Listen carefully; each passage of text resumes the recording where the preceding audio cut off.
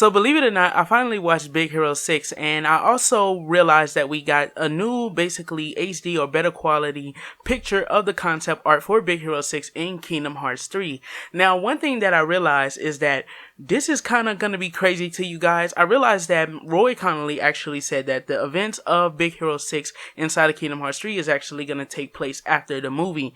Now, as you know, for those of you guys who went to the movies or seen the movie, so here comes a spoiler alert.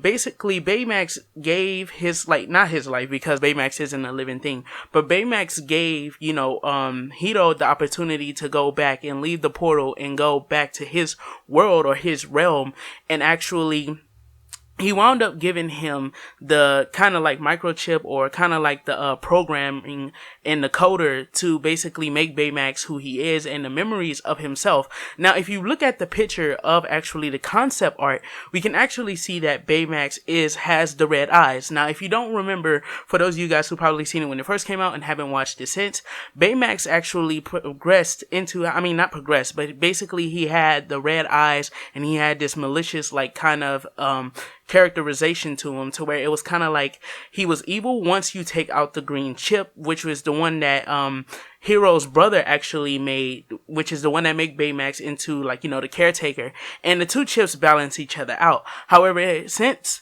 Baymax gave Hiro the chip that actually makes him good, he basically is left with the evil chip. Now, of course, the Heartless are said to have actually fed on the Baymax inside of the portal and actually turned him into what he is. So basically, we can look at this and say, or in theory, we can look at this and say that what happened is that Baymax actually inside of the portal was actually just the dark malicious Baymax the whole time. Maybe he's angry because Hiro left him there, and that is something that could possibly happen. The Baymax, when he only has the evil chip inside of him, is pretty malicious. I keep saying that, but it's true. He's pretty malicious. If he gets any order to actually carry some type of ill will intent out on someone, he will do it, and basically there's nothing you can do about it unless you put in the other chip.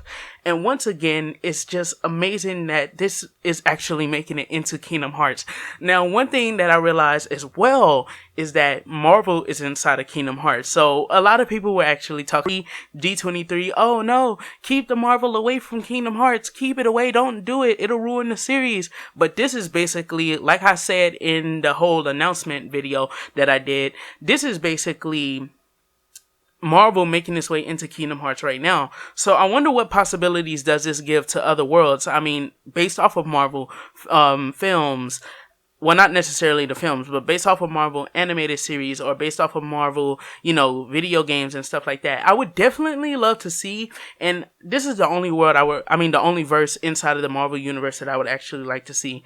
I would definitely love to see a Spider-Man verse inside of Kingdom Hearts. I feel like it may be the only one that actually fits. Of course, we have Venom and we have Carnage, and we have a few other villains and stuff as well, like Goblin. And I feel like these characters would actually fit pretty well with kind of like the Heartless and their dark wills and things like that. Of course, I don't want any of the godly Marvel villains and stuff like that inside of Kingdom Hearts. I feel like that would just be too much of an obstacle for Sora. Even though Sora did have his few rounds with Hades, I'll give you that. Sora did have his few rounds with Hades, but the Hades inside of Hercules is actually kind of like a reduced Hades. He basically can kind of manipulate certain things, but not everything. But of course, in the Marvel universe, it's like the gods that they have in there are basically snap your fingers, and a universe or a dimension and stuff like that can be completely destroyed.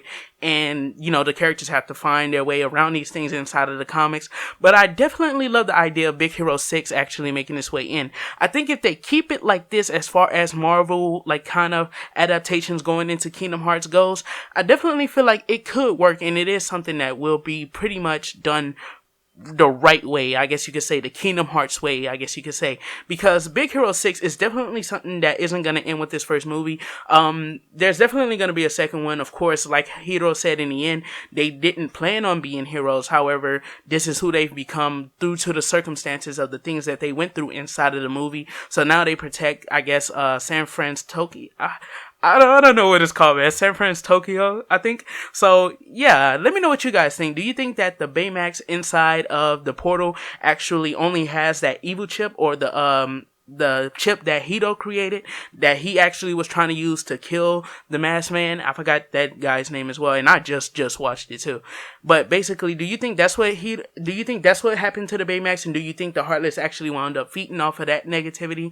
Maybe the Baymax inside of the portal was evil this whole time, and he actually wound up getting, like, help from the Heartless. And of course, as we know, the Heartless have the ability to travel between worlds, meaning that going into the portal shouldn't really be that much of a problem, and bringing the Dark Baymax back out of the portal also shouldn't be a big problem. And let me know what you guys think is what's going on with him having the red eyes. Basically, that's all I have for this video. I just wanted to kind of link that together because Roy Connolly himself officially said that the events of what's going to happen in Kingdom Hearts 3 with Big Hero 6 take place after the events of the movie. So this is basically kind of an extended plot, not an extended plot, an extended universe of Big Hero 6 inside of Kingdom Hearts, like how Kingdom Hearts usually does with certain worlds where there isn't much for you to actually do. It actually takes certain things or certain aspects of the plot of said movies or said series and actually just try and make its own type of twist on them. And I definitely feel like this is going to be something that's going to work in Kingdom Hearts 3's favor by a lot.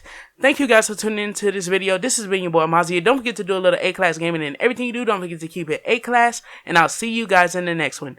Peace the heck out, Kingdom Hearts fans.